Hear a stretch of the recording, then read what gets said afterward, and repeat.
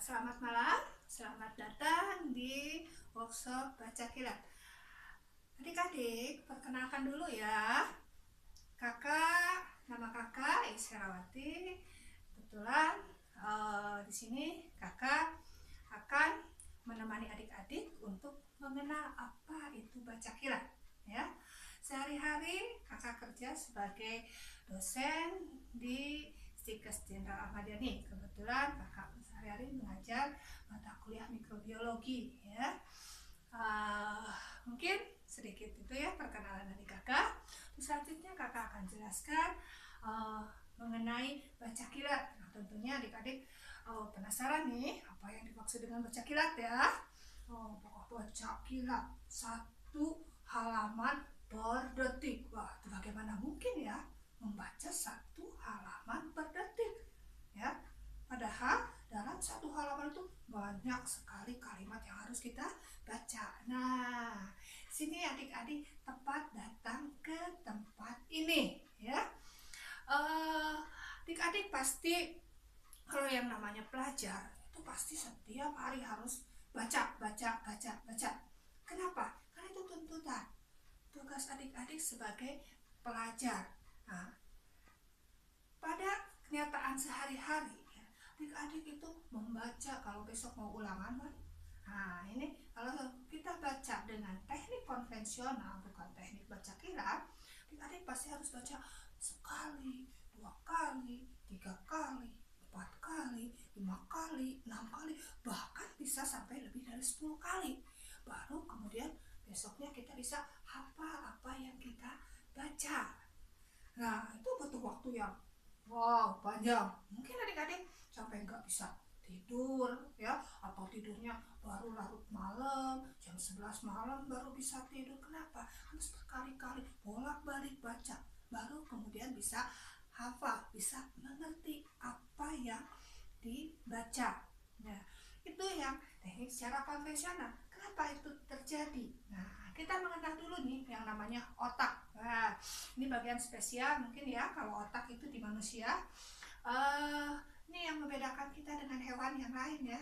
Kalau hewan itu punya otak, tapi kapasitas otaknya sangat minimal. Nah, Tuhan telah menganugerahkan pada kita kapasitas otak yang cukup besar, sehingga kita mampu berpikir, tidak seperti hewan. Nah, pada dasarnya setiap manusia dilahirkan itu dengan kapasitas otak yang sama. Sel otak manusia itu terdiri atas lebih dari 1 triliun sel, yang mana tiap sel itu nanti begitu ada stimulasi, begitu ada rangsangan, begitu ada pengetahuan baru, itu akan saling tersambung antara sel satu dengan sel yang lain ya. Nah, itulah yang nanti yang membedakan ada anak yang pintar, ada anak yang mungkin kurang. Kenapa? Karena stimulus terhadap otaknya mungkin kurang ya. Tapi beda dengan anak yang pintar, stimulus rangsangan, misalkan ada kata baru, ada benda baru, semuanya masuk ke otak. Itulah yang menjadikan perbedaan di antara manusia. Nah, tadi bicara otak. Nah, otak tadi saya ungkapkan kalau kita membaca secara konvensional, artinya itu kita memasukkan apa yang ada di dalam buku bacaan kita itu ke dalam pikiran sadar. Nah, apa yang pikiran sadar? Pikiran sadar itu seperti misalnya kita berada di tempat sini, kita tahu ini pakai baju hijau, itu kita pakai pikiran sadar ya. Tapi sebenarnya di dalam otak itu ada yang disebut dengan pikiran bawah sadar. Apa itu pikiran bawah sadar? Nah, ini nih. Coba adik-adik bisa membayangkan nggak? Kemarin itu saya ngapain aja ya? Dari mulai bangun tidur sampai malam lagi. Adik-adik bisa bayangkan kan? Nah, bukan hanya kemarin, bahkan sewaktu adik-adik masih SD ya, itu bisa membayangkan, di SD guru saya tuh wajahnya seperti ini, namanya ini. Kelas saya itu di ujung sebelah sana, pintunya warnanya ini. Kenapa itu bisa terjadi? Itulah pikiran bawah sadar kita sedang bekerja. Nah, ternyata pikiran sadar kita itu hanya memuat 10% dari seluruh kapasitas otak. Jadi kalau otak tuh 100%, 10% itu pikiran sadar. Dan yang paling banyak itu apa? Pikiran bawah sadar. Nah, artinya apa? Otak kita mampu menyimpan memori yang cukup banyak. Tapi di mana? Di pikiran bawah sadar. Ya.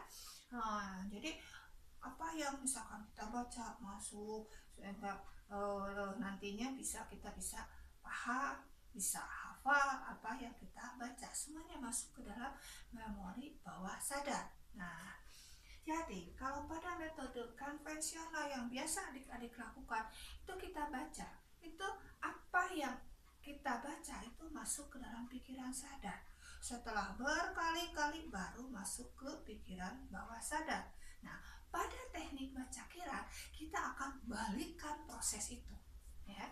Bagaimana? Jadi kita akan masukkan apa yang kita baca itu ke dalam pikiran bawah sadar kita. Nah, baru kemudian ke pikiran sadar. Nah, tadi saya ungkapkan kalau pikiran sadar itu hanya 10%, ya. Kalau saya ibaratkan sebuah corong yang akan dimasuki air nih. Corong, ingat kan? Ujungnya tangkainya ada yang kecil, ke bawahnya besar, ya. Atau kalau kita balik bawah dulu, baru tangkainya yang kecil. Nah, ibaratkan kita membaca konvensional itu adalah memasukkan air melalui tangkai yang kecil, ya. Jadi air kita masukkan, semakin banyak, terlalu banyak air yang kita masukkan, maka air akan luber. Itulah yang terjadi dengan otak, dengan pikiran sadar kita. Jika misalkan kita baca buku, ya, satu buku misalkan langsung satu hari itu 200 halaman, apa yang terjadi? Pasti kita akan merasa sangat lelah. Otak kita, aduh, udah nggak masuk lagi deh, aku udah lelah, otak aku udah penuh. Pasti kita akan merasa seperti itu kan. Nah, coba kalau kita balik, kita masukin air melalui corong yang besar dulu, baru ke yang kecil. Bagaimana hasilnya?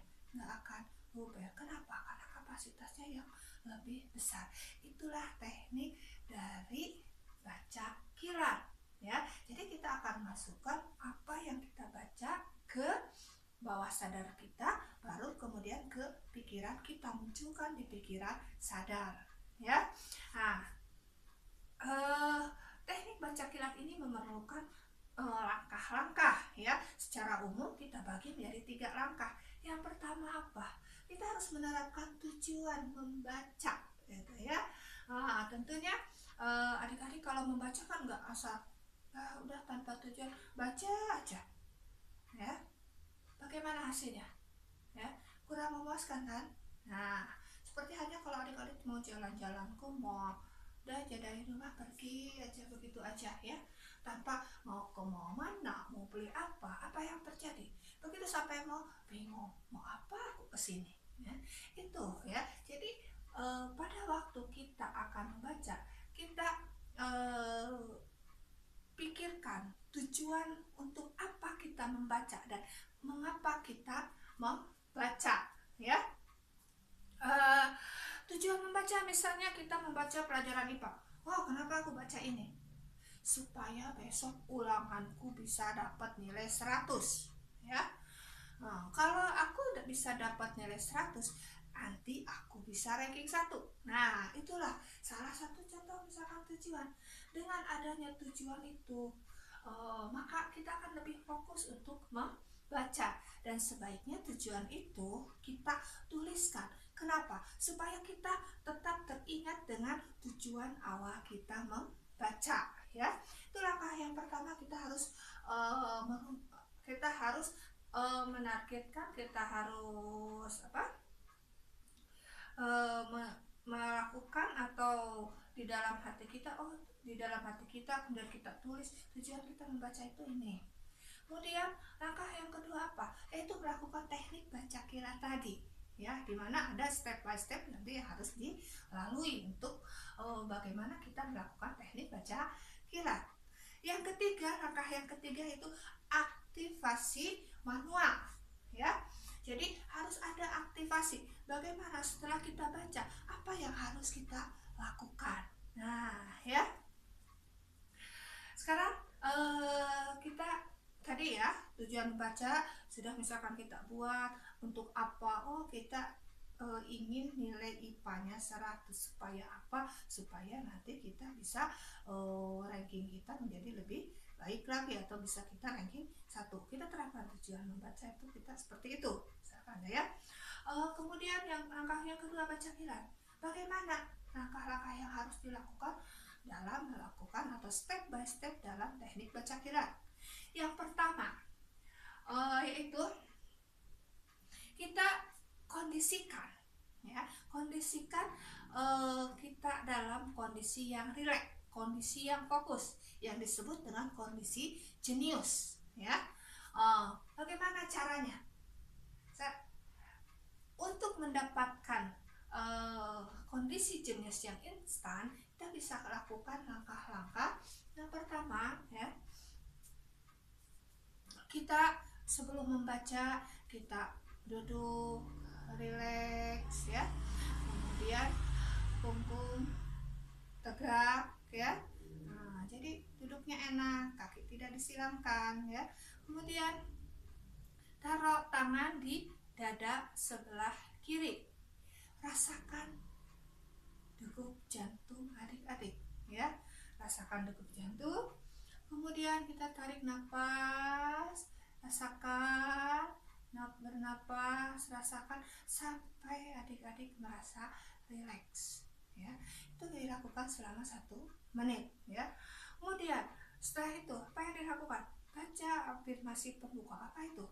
Yaitu kita menerapkan, kita meyakinkan bahwa dengan membaca kilat itu kita akan mampu memasukkan semua materi yang kita baca ke dalam memori bawah sadar kita, ya. Baru kemudian yang ketiga itu kita mengaktifkan pandangan mata represif. Pandangan mata represif itu apa, ya? Kalau kita melihat seperti ini, itu kita menggunakan pandangan mata yang bukan represif. Artinya, kalau mungkin adik-adik, ya, saya jelaskan bahwa mata kita itu terdiri dari sel kerucut dan sel batang. Dimana kalau kita melihat jelas seperti ini, artinya kita menggunakan sel kerucut, ya. Tapi kita bayangkan, misalkan kita melihat suatu objek, misalkan televisi. Kita lihat, maka kita akan melihat televisi itu seperti apa, dan di latar belakang televisi itu kita akan melihat latar belakang dalam terlihat seperti ngeblur gitu, ya. Kalau kita melakukan melihat fokus misalkan ke benda tersebut, ya. Nah, pada teknik baca kilat kita menggunakan sel batang. Kenapa? Karena sel batang ternyata bisa memberikan informasi yang lebih banyak ke otak, ya. Nah, kemudian kita gunakan itu, baru kemudian kita mulai membaca, ya. Setelah selesai membaca, baru kemudian kita tutup buku kita dengan penuh keyakinan bahwa kita sudah membaca dengan teknik baca kilat. Nah, terakhir itu baca afirmasi penutup dan kita lakukan visualisasi, ya. Jadi itu step by step dari teknik baca kilat, ya. Setelah kita melakukan teknik baca kilat, yang terus kita lakukan adalah apa? Aktivasi manual. Apa itu aktivasi manual? Itu kita mereview, bisa mereview, bisa kita menjelajah, men-scanning, kemudian kita mapping apa yang kita baca, ya. Nah, itu aktivasi manual, ya. Tentunya adik-adik ingin tahu lebih jelas, ya, maka nanti akan kita jelaskan dalam workshop baca kilat. Tentunya ada manfaat dari teknik baca kilat ini, yaitu salah satunya apa? Kita bisa mempunyai waktu yang lebih banyak. Kenapa? Karena kita cukup membaca 1 halaman per detik. Kalau 1 buku itu berarti kan waktunya lebih singkat, sehingga kita bisa menggunakan waktu kita untuk kegiatan yang lain. ya. Mungkin itu salah satu manfaat kenapa kita melakukan teknik baca kilat. Di samping kita tadi bisa lebih memasukkan apa yang kita baca ke dalam pikiran bawah sadar kita, ya. Mungkin sementara itu yang bisa kakak jelaskan kepada adik-adik, ya. Mudah-mudahan nanti adik-adik bisa mau mengetahui lebih lanjut tentang teknik ini. Kita bisa diskusi bersama, ataupun nanti adik-adik bisa mengikuti workshop baca kilat, ya. Terima kasih, selamat malam.